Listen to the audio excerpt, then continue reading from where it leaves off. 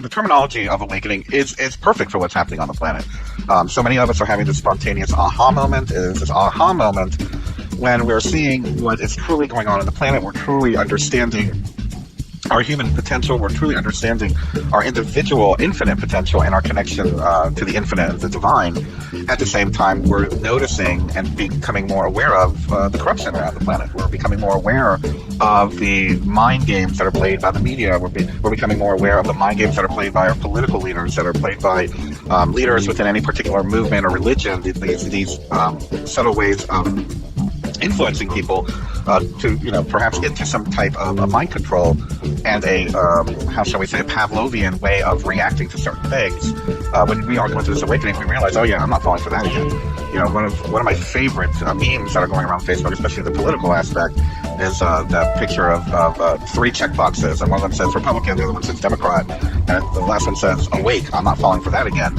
And that's a great example of what's happening. We're seeing it around the planet. We're seeing people uprising. We're seeing everywhere from the Philippines to Russia to Greece to Europe and France, and even a tiny little bit here in the United States. Not so much, but more and more we are starting to see people that have had enough. They want their lives back. They want their humanity back. They want their freedom back, and they're expecting it. There's we expect this. We expect the world to be this way, and that is a part of the awakening process. To me, that awakening is not only spiritual; it's also a bit of geopolitical or activism as well. And this has been, I don't want to get too fluffy-wuffy, but I will get into some of the details of what's been going on with our planetary history. I mean, the reality of it is that, we just went through this amazing, transitional 28,000-year cycle where, the galactic calendar, so to speak. And for those of you that don't understand the galactic calendar, there's so much information available to you out there, but it's basically our galaxy making its way around the astrological symbols, and it's a 28,000-year cycle. The Mayans spoke of it, the Aboriginals, Native Americans, and so many speak about the cycle of reawakening, of rebirth. It's almost as if the planet itself is going through an awakening process as well. And we gotta thank our lucky stars that we are living during this wonderful time of change and evolution, eruption, creation, destruction, new beginnings, new paradigms. And unfortunately, it's not going to be an easy process, and I don't believe it's going to happen overnight for sure. But if we were to think about the history of our planet is, what is it? I forget, but the reality of it is it's believed that human beings have been around for almost 2 million years, and you have to ask yourself, where is the history? Where is the evidence of these cultures, even though they have found, let's say, bone fragments or tools of humans from up to 2 million years ago? We have to realize that somehow, some way, these cultures disappeared, and there's got to be a reason for that. And to me, life is cyclical. It's not linear, and it's definitely not linear logical. That usually gets us nowhere, but it is definitely cyclical. And perhaps we, as human beings, went through perhaps a cycle of greatness. We hear so much about Atlantis or the continent of Mu, and these wonderful evolved civilizations that just seem to have disappeared. So putting that all into perspective and putting that all into a way of perhaps wrapping our head around the timeline, quote timeline, of our cosmic relationship with our planet and with our universe, it's that we have gone through this wonderful cycle. We are going to a place where the Great Awakening is happening, and it cannot be denied. I know so many people are like, oh, no one's ever going to get it, we're not going to get it, the sheeple don't get it, everyone's asleep, blah, blah, blah, blah, but you are seeing more and more and more. I mean, a great example, not to get too political on today's show, but a great example is seeing what's happening with the reaction to the Gaza situation. I have been an activist trying to bring attention to this for, 10 years now.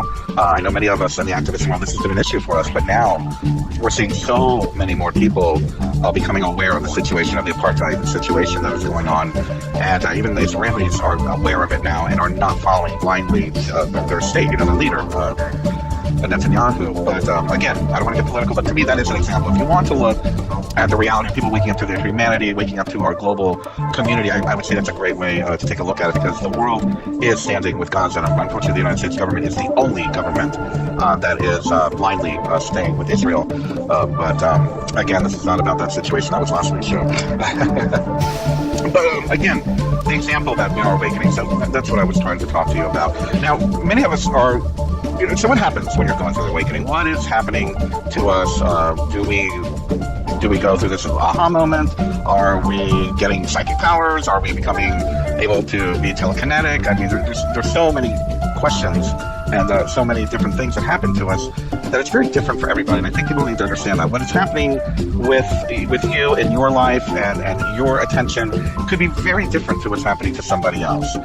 Some of us go through nights without sleep, with very minimal sleep, and we don't need more sleep. Many of us go through temperature changes where we become very, very. And I am one of those people. As well, we'll see changes in appetite. We'll have different physical manifestations showing up, whether it be within our waking consciousness, our dreaming consciousness, and physically. Many people have a tendency to lose their appetite. Many people seem to lose their appetite but still put on weight. So many different things that are going on. I think the most important thing that happens with awakening, the awakening symptoms and ascension, is that we feel that we're going crazy. And, as I'm saying this and I'm talking about these particular symptoms, it's not to say that there aren't some action to be a part of what's going on.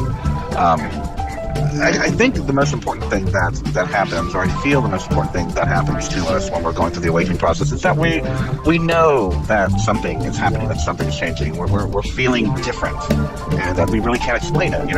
Our consciousness changes, our focus changes, our ideals start to change, and I think that is a very individual and spontaneous, a very common thing that seems to be going on. A lot of people start getting headaches. I was one of these people. I started getting migraines out of nowhere, and recently they stopped. For about a year of my life, I would get migraines about every 2 or 3 weeks, and they've recently just stopped. Not good. I hope it doesn't come back. But that was a part of, my energy body shifting and my physical body accommodating the shifting that was going on with my energy body. But I remember, as a matter of fact, the most important thing I will say is that my migraines were based on the area of my crown chakra moving down to my forehead and my eyes. And I remember thinking, oh my God, what am I having, a brain tumor or something? And it wasn't until someone said to me, that's just your crown making room for more energy. And as I started realizing that it was my crown expanding, my crown chakra expanding to allow more energy through, and I gave it permission to do that the headaches began to disappear. And knock wood, I've had several almost migraine experiences in the last 2 or 3 months, but I will say the last 2 or 3 months I really haven't had a full-on migraine, thank goodness. But some of the other things that I noticed that have happened to me, and I know are happening with some other people, is a sensitivity of our senses, whether it be touch or smell. I know that people will smell things that come out of nowhere, and it's like, where's that smell coming from? And nobody else smells it but you. A very strong sensitivity. Our senses become heightened. Our vision sometimes begin to change. And I'm not talking about our age. I know I'm getting older. My vision's not getting much better. But some people begin to see, how shall we say, glimpses of shadows, or of a mist, or smoke, or flashes of light, or colors, or swirls of energy. People just notice these things out of the corner of their eye. And I want you to know you're not going crazy. That happens to be a very well-known fact, especially in esoteric circles. As you are developing your 6th, 7th, and 8th, 9th, 10th, 11th senses, that you are going to start catching glimpses of things out of the corner of your eye. I remember when I started going through this experience, I guess my second awakening, you could call it, that I would see this black, shadow come up out of the ground, and then it would disappear into the floor again. It would come up out of the floor, and it would disappear into the floor. And I was very concerned. I thought it was something very negative. You think of dark shadows, it's like, oh, the occult, scary demons or whatnot. And from my understanding now, I understand that it's the ability, or shall I say, it's a shift within your dimensional realities, that you're now perceiving little blips in the time-space continuum, so to speak. You can actually see little, kind of like when a regular those old CRT TVs would go in and out and flicker in and out. You're getting a little flicker of perhaps what we call through the veil, or sensing some type of energy breakdown in that particular spot. We're seeing more and more of that now. And, a great example, a few years ago, we had that Norway's viral thing happening. That was like a shadow glimpse, flash of light for the entire world to see, where a particular dimensional portal is opened over Norway, and hundreds of thousands of millions saw it on the internet. So that's a very large-scale version of what I'm talking about, but we do have them personally and individually, little ones in our day-to-day life. So you're not going crazy, unless you are going crazy. And we're going to talk about that in a second. But, again, going back to the senses, I do notice that people start hearing strange sounds. They'll start hearing buzzing in their ears. They'll start hearing that ringing, and it's not that, what is that, tinnitus or whatever it's called, I don't know, tinea. People become very sensitive to sound, and I noticed that for me, my surroundings, I prefer to have quiet now. All of a sudden, I need to have quiet because I become so sensitive to sounds. Here I am, a former, headbanger, club goer, boom, boom, boom, loud music for a majority of my life.